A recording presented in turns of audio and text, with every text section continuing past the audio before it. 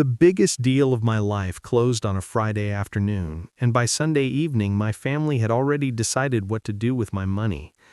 I want you to understand something before I tell you what happened. I am not someone who grew up expecting fairness. I learned early, the way youngest children in complicated families always learn, that there are roles assigned at birth that nobody discusses openly, but everyone understands perfectly. My sister Emily was the golden child, sharp, polished, the kind of person who walked into a room and immediately became the center of it without appearing to try. My brother Jake was the quiet one, the invisible one, the one who figured out in childhood that the safest way to survive our family was to need as little as possible. And I was the dependable one, the easy one, the one who never complained, never demanded, never made things difficult. I thought for a long time that this was a virtue. I was wrong. It was an invitation. The acquisition had taken 2.5 years. 2.5 years of 18-hour days, of conversations I had rehearsed so many times they had stopped feeling like words and started feeling like muscle memory. Of watching a startup I had built from a shared office space in Austin grow into something that a company in San Francisco was willing to pay $43 million for. My share came out to just under $11 million after taxes and fees. It was more money than anyone in my family had ever seen in one place, and I made the mistake, on that Friday afternoon when the wire cleared, of feeling proud enough to tell them. I should have known from the way my father said congratulations. There was a half-second delay before the word, like he was calculating something while it left his mouth. By Sunday, I was sitting at my parents' dinner table in their house outside of Nashville, and the conversation had that particular texture I have since learned to recognize, the texture of something being managed. My father kept circling the subject of long-term planning. My mother kept using the word responsibility in ways that had nothing to do with me and everything to do with what she wanted from me. Emily sat across the table with that calm, settled smile she had perfected over 32 years of getting exactly what she needed from people who found it easier to give in than to disappoint her. The smile of someone who already knows how the evening ends. I excused myself after dinner to grab my jacket from upstairs, and that is when I heard them. The bedroom door was open maybe 4 inches. Enough.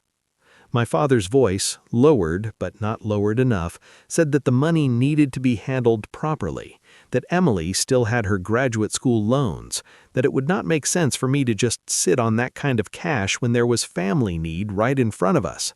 My mother agreed in that gentle, practiced way she had of making other people's choices sound like her own kindness. And then Emily said the thing that I have thought about every single day since. She said, "He won't say no. He never does." Not as a question, not even really as a statement, more like a fact of nature, something as reliable as weather, as predictable as gravity. He won't say no. I stood in that hallway for what felt like a very long time, long enough to understand something that I had been arranging my entire adult life to avoid understanding. The ease they valued in me was not a quality they respected. It was a resource they had learned to extract. Every time I had stayed quiet when I should have spoken, every time I had absorbed something unfair without naming it, every time I had told myself that keeping the peace was the same as being loved, I had been teaching them exactly who I was willing to be, and they had been taking notes. I drove home that night and did not sleep for most of it. The calls started Monday. My father framed it as advice, the way he always did when he wanted something, as though wrapping a request in the language of wisdom made it something other than what it was. He suggested I think about helping Emily with her loans, given that I was, as he put it, in a position to do so. My mother sent me 3 articles about generational wealth and family obligation, the kind of articles that are written specifically to make selfishness sound like a moral failing. Emily texted me on Tuesday morning, a short message that said she knew this was a lot to process, but that we would figure it out together. Together, as though the conversation had already happened and I had already agreed, and the only thing left was the paperwork. I did not argue, I did not correct them. I called my father back that afternoon and told him he was right, that we should discuss it properly, that we should all sit down together that weekend and handle it like adults. He sounded relieved in a way that told me he had been bracing for resistance and was grateful to not find any. He told me I was being mature.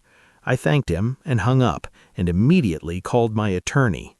By Thursday afternoon, everything was arranged. The paperwork was signed, the transfer was complete, and there was nothing left to do except sit down to dinner. I set the table the same way my mother always did. Same plates, same candles, same careful attention to the details that make a meal feel like an occasion. Jake was there, which surprised everyone, including Jake. I had called him Wednesday and asked him to come without explaining why, and because he was Jake, because he had learned not to ask for reasons when someone finally bothered to include him, he just said, "Okay." The dinner conversation followed the exact same shape as the Sunday before. My father asked about the deal again, calculating, and my mother commented on how nice everything looked, and Emily talked about a conference she was attending in the spring, and Jake sat quietly beside me and ate his food and waited to understand why he had been invited. And then my father set down his fork and leaned back in his chair and said, with the particular confidence of a man who believes the conversation is already over, "So, have you thought more about what we discussed?" I nodded, took a sip of water, said that I had thought about it a great deal, actually, and that I agreed completely, that family should take care of each other, especially when someone is in need. The relief in the room was immediate and almost physical. My mother's shoulders dropped half an inch. My father nodded with that satisfied expression he wore when things arranged themselves the way he had arranged them, and Emily looked down at her plate with the practiced modesty of someone who has just won something and is pretending not to notice. Then I turned to Jake. I slid an envelope across the table and told him to open it. He looked at it the way people look at things they are not sure they are allowed to want, cautious and a little confused, and then he picked it up and opened it slowly, and I watched his face move through confusion and then disbelief, and then something that had no clean name. "What is this?" he asked, very quietly. "It's the deed," I said. "The house is yours. I bought it earlier this week, paid in full. It's in your name."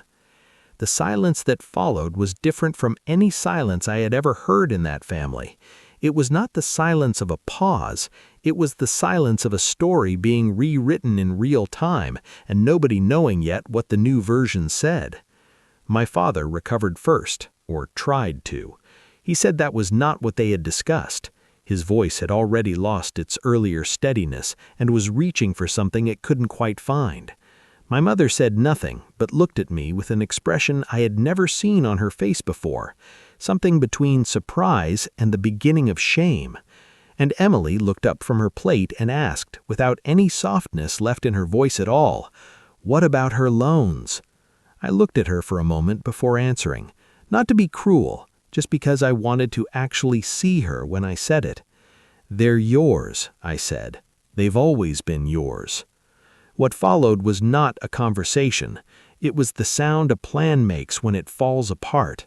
My father's voice rising in a register I remembered from childhood arguments, my mother cycling through fairness and responsibility and family, Emily saying things that all translated, underneath the specific words, to the same single sentence: "This is not what we expected." And through all of it, Jake sat very still beside me, holding the envelope in both hands, looking like a person who had just learned that things could happen to him that he had not been required to earn through suffering. I waited until there was a gap in the noise, and then I said simply that I had heard them, last week, in the bedroom, with the door open 4 inches. I said I had heard my father talking about handling the money properly, and my mother agreeing, and my sister saying the 7 words that had rearranged something permanent inside me. "He won't say no, he never does." My father went quiet. My mother looked at the table. Emily said nothing. I told them that I had spent years being the easy one, the one who did not argue, did not demand, did not require anything, because requiring things felt like dangerous, felt like the kind of behavior that got you loved a little less. I told them that I had confused my own silence with generosity and their comfort with my worth. I told them that what I had overheard was not a plan, it was a map of exactly what they believed about me, and I had decided I was no longer willing to be the person that map described. I was not angry when I said it. I want to be clear about that. There was a version of this moment I had imagined in the days between that Sunday hallway and this Thursday table, where I felt triumphant, where the rearranging of their expectations felt like victory. But sitting there, looking at my father's deflated posture and my mother's averted eyes and Emily's closed expression, what I actually felt was something much quieter, something closer to grief than satisfaction. Because you cannot grow up inside a family and watch it reveal